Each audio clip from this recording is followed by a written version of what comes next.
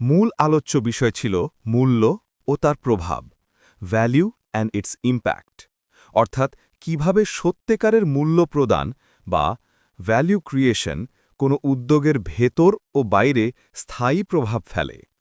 প্রধান পয়েন্টসমূহ: victory with ash একটি শেখার কেন্দ্র।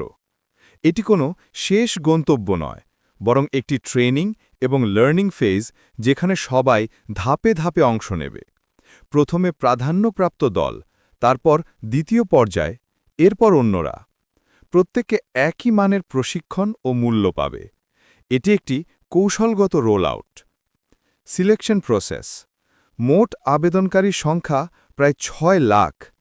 প্রথমে কমে 3 লাখ, তারপর 20,000, তারপর 10,000, তারপর প্রায় 60 জনের মতো। সংখ্যাটি আনুমানিক। এই নির্বাচিত দলটির সঙ্গে প্রথমে সরাসরি কাজ হবে। মূল্য বনাম মূল্যমান। রেড ব্যাখ্যা করেন যে মূল্য হল যা মানুষ পায়: অভিজ্ঞতা, মান, জ্ঞান, ফলাফল। মূল্যমান কেবল টাকার পরিমাণ। ব্যবসায় টেকসই সফলতা আসে যখন মনোযোগ লাভের চেয়ে মূল্যের উপর থাকে। উদাহরণ: কোনো রেস্টুরেন্টে খরচ বেশি হলেও যদি খাবার ও অভিজ্ঞতা চমৎকার হয়, আমরা বলি মূল্যের যোগ্য ছিল। ভ্যালুয়ের প্রভাব: পণ্যের বা সেবার মান ও অনন্যতা বাড়ায়, গ্রাহক সন্তুষ্টি ও আনুগত্য বাড়ায়, ব্র্যান্ডের সুনাম গড়ে তোলে, দীর্ঘমেয়াদী স্থিতিশীলতা ও বিশ্বাসযোগ্যতা সৃষ্টি করে। এর ফলে ব্যবসা উচ্চমূল্য ধার্য করলেও মানুষ আগ্রহী থাকে, কারণ তারা মূল্য অনুভব করে। ভিক্টরি উইথ অ্যাশের মূল্য: এটি একটি উপহার।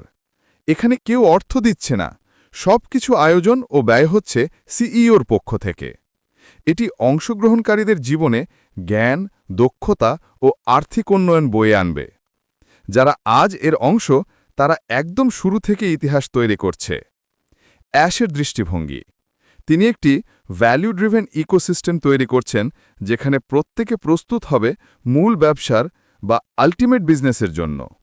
এখানে শেখানো হবে নৈতিক নেতৃত্ব, পেশাদারিত্ব ও সম্মিলিত সফলতার কৌশল। সমতা ও ন্যায্যতা: কেউ আগে বা পরে যুক্ত হলে তাতে কোনো পার্থক্য হবে না। ভিক্টরি উইথ অ্যাশের ভেতর সবাই একই মানের প্রশিক্ষণ, তথ্য ও অভিজ্ঞতা পাবে। একে বলা হয়েছে একটি ব্রিজ ফেজ, নতুন ব্যবসার দিকে যাওয়ার প্রস্তুতির পথ।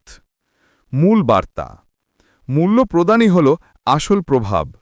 লাভ পরে আসে, কিন্তু মূল্য আগে দিতে হয়। ভিক্টরি উইথ অ্যাশ হল সেই মানসিকতা তৈরির স্থান, যেখানে সবাই একই যাত্রায় একই লক্ষ্য নিয়ে এগিয়ে যাচ্ছে: মানের প্রভাব সৃষ্টি করা।